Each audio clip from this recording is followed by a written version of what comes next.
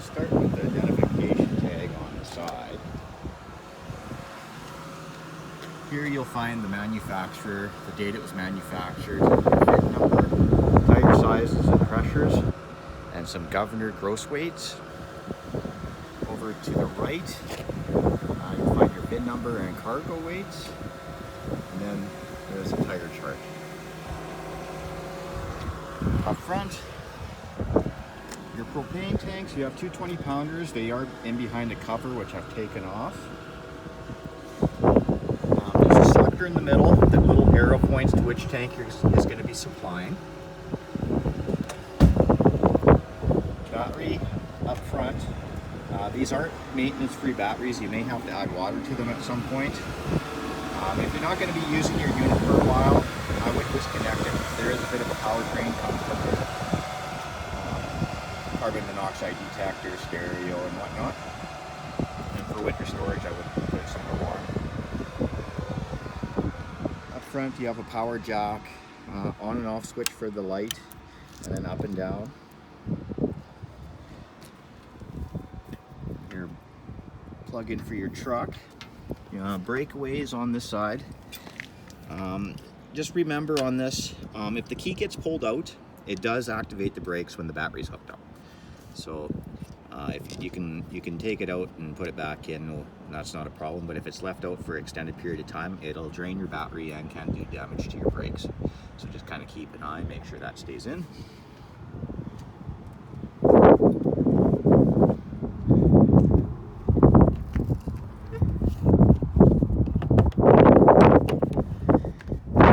Cubby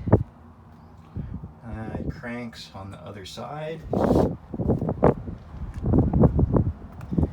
On your slide, you'll see there's two arms underneath.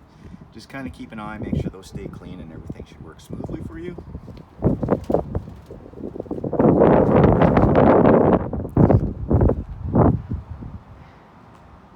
On the other side of the slide here, you have your plug-in for your shore cord.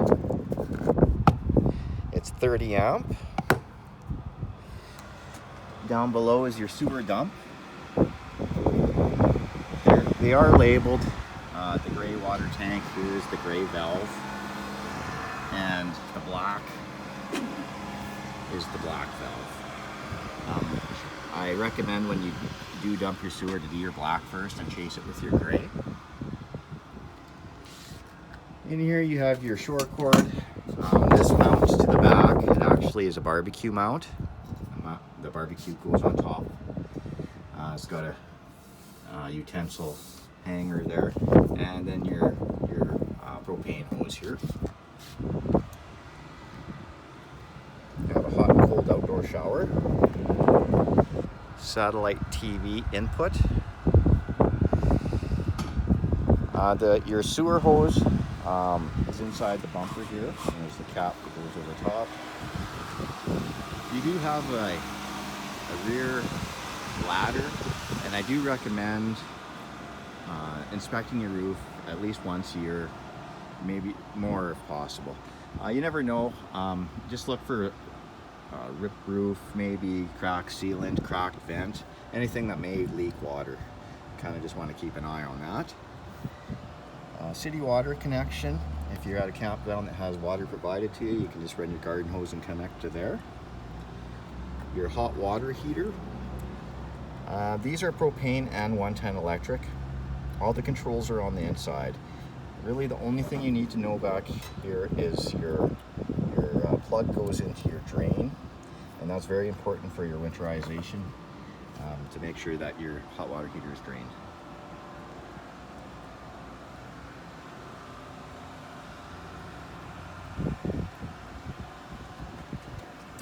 Here is your electric stabilizers,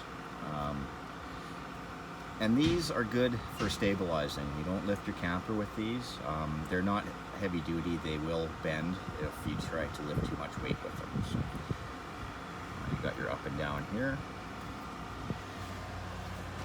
Entrance door goes into your bathroom. Your sewer tank flush. If you are going to be using this, just make sure that you have your black tank open. If you don't have your black tank open, it'll just fill your tank and make a mess. Power awning, outside speakers, outside lights, vent for your range above your stove, power outlet. The low point drain here is there. So those are low points. You don't have to do anything with those until after you winterize. You can open those up, crack them open, just drain the last little bit of water out. Vent for your fridge. All the controls are on the inside, so you don't need to go in there. Intake and exhaust for your furnace. Just to note there, just don't store anything in front of that. The furnace kicks in, it gets really hot. On your wheels, these center caps do pop off. Grease nipples in behind, so you can grease your bearings. Not a bad idea to do that once a year. Give her, a few shots. And if you are putting lots of miles, I do recommend repacking every year if you are putting lots of miles on. Power outlet here. Output for a cable satellite TV. So if you were going to mount a TV out here, this is where you would hook it up. Your water tank fill.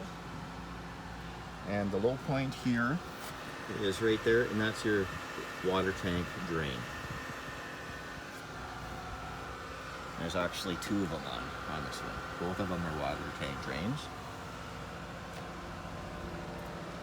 You have your entrance door.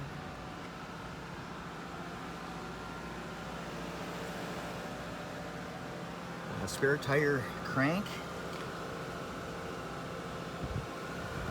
So here's your spare tire underneath there.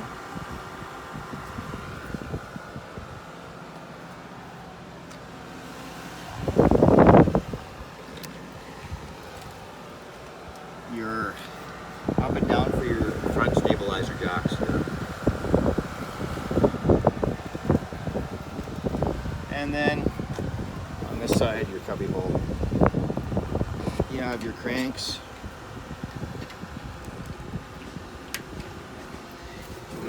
So this crank here will be used for your spare tire there.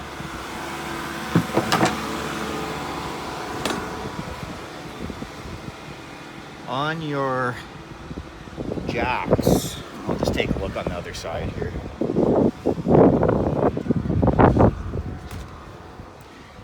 Your jacks have that end on it, so it's a circle with a slot in it, and that's in case you don't have any power. So you can use this one or this one. They're both the same. One's short, one's long. One thing I didn't show you too was the light switch for your front cap lights. It's down there. And if anything happens for your jack, there's that there. You can manually crank up and down your front power jack. So I would use the short one for that. All right, we will head inside.